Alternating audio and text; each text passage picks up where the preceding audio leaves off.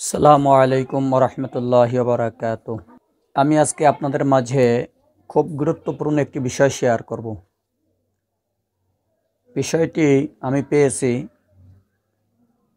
কোরআন ও বিজ্ঞান নামক একটি বইয়ের মধ্যে,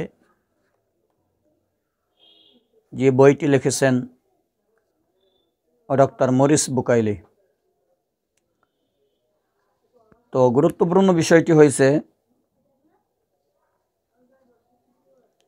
নূহ আলাইহিসসালাতু ওয়াসসালামের জামানায় যে বন্যা হয়েছিল এবং প্লাবিত সারা পৃথিবী হয়েছিল, সে বিষয়টি। সারা পৃথিবী কেন প্লাবিত হয়েছিল এ বিষয়ে আল্লাহ পাক রব্বুল আলামিন সূরা নূহের মধ্যে বিস্তারিত আলোচনা করছেন। নূহ আলাইহিসসালাতু ওয়াসসালাম প্রায় ৯৫০ বছর হায়াত পেয়েছিলেন। মুফাসসিরিনে কেরাম বলেন, তাফসিরের মধ্যে লিখেছেন মাত্র ৪০ থেকে ৮০ জন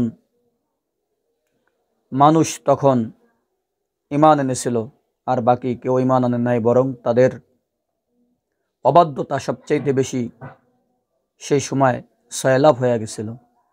তারা আল্লাহকে মানে নাই, নবী মানে নাই, যার যার মতন করে তারা চলছিল। বিধায় নূহ আলাইহিসসালাতু ওয়াসসালাম যখন আল্লাহ তাআলার কাছে দোয়া করলেন, আয় আল্লাহ, আপনি আপনার এই উম্মাতদেরকে একেবারে ধ্বংস করে দিন, যেহেতু এরা আপনার হুকুম মানতেছে না, আপনার কথা শ্রবণ করতেছে না, অতএব এদেরকে রেখে আপনার কি হবে। তখন আল্লাহ তাআলা সিদ্ধান্ত নিলেন যে এদেরকে শেষ করে দেওয়া হবে।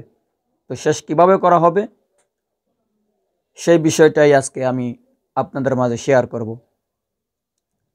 শেষ করার বিষয় কোরআন ও বিজ্ঞান নামক বইয়ের মধ্যে যে লিখেছেন সেটা হলো, আল্লাহ রব্বুল আলামিন নূহ আলাইহিসসালাতু ওয়াসসালামের জামানায় আপনার বৃষ্টির মাধ্যমে বন্যা দিয়ে দিলেন। এই বৃষ্টির বিষয়টি ইয়াহা বৃষ্টি অনুচ্ছেদ বাইবেলের একটি অধ্যায় আছে। এই অধ্যায়ের মধ্যে লিখেছেন যে বৃষ্টির কারণে বন্যা হয়েছিল।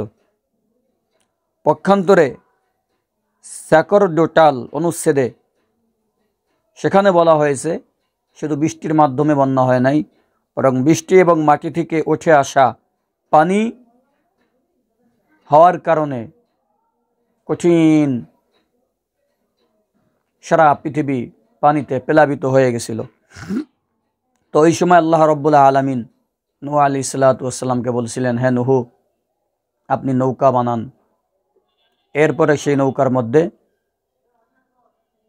আপনি আপনার স্ত্রী এবং আপনার অন্যান্য সন্তানদেরকে নৌকায় উঠান এবং জোড়ায় জোড়ায় প্রাণী উঠান। অন্য এক বর্ণনায় আছে যে বলা হয়েছিল যে ভালো প্রাণী থেকে 7টা প্রাণী উঠান এবং খারাপ প্রাণীর মধ্য থেকে এক জোড়া করে উঠান। তো নূহ আলাইহিসসালাতু ওয়াসসালাম যখন নৌকায় উঠেছেন,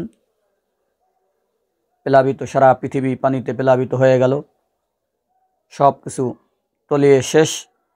পৃথিবীর মধ্যে যত মানুষ ছিল, যত পশু পাখি ছিল, সবগুলো শেষ হয়ে গেছে। নূহ আলাইহিসসালাতু ওয়াসসালাম একটি পাহাড়ের চূড়ায় নামলেন। নামার পরে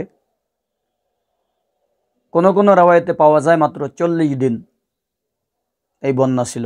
কোন কোন রাওয়ায়াতে আছে প্রায় আপনার, আর অন্য রাওয়ায়াতে আছে 150 দিন। 40 দিন বা 150 দিন এই বন্যা ছিল। এরপরে বন্যা যখন শেষ হয়ে গেছে, নূহ আলাইহিসসালাতু ওয়াসসালাম এবং তার সন্তান এবং সন্তানদের যে স্ত্রী ছিল এদেরকে নিয়ে আবার জমিনে আসলেন। আসার পরে তাদের মাধ্যমে এই দুনিয়াতে আবার নতুন করে আবাদ শুরু হলো। সেখান থেকেই আবার মানুষের আগমন পৃথিবীর মধ্যে ঘটতেছিল, যার কারণে নূহ আলাইহিসসালামকে দ্বিতীয় আদম বলা হয়। সংক্ষিপ্তভাবে আমি আপনাদের মাঝে বিষয়টি তুলে ধরলাম। আরও অনেক বিষয় আলোচনা আছে, সম্পূর্ণ বলা সম্ভব না বিধায় এখানে শেষ করলাম।